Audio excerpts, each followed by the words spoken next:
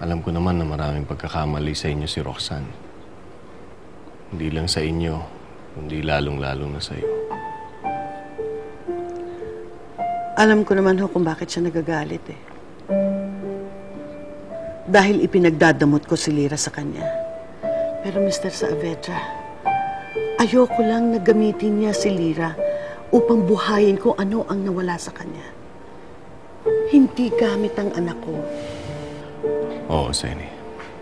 Alam ko yan. Kaya nga ako nagpunta dito para may tama ako yung mga pagkakamali.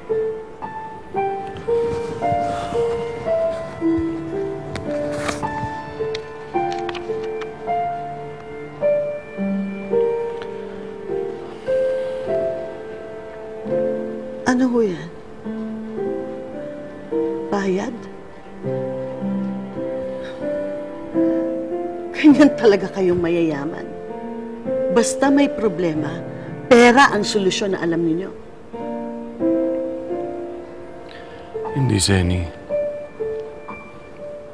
Alam ko naman na hindi nito kayang sagutin ang problema mo eh. At hindi rin to kasiguraduhan na titigil na si Roxanne. Alam mo, Senny, hirap na ako. Gulong-gulo na ang utak ko eh. Hindi ko na maintindihan si Roxanne. Hindi ko siya makausap. At lalong hindi ko siya mapigilan. Wala kayong magawa para sa asawa niyo. Kaya ako ang babayaran ninyo, Mr. Saavedra.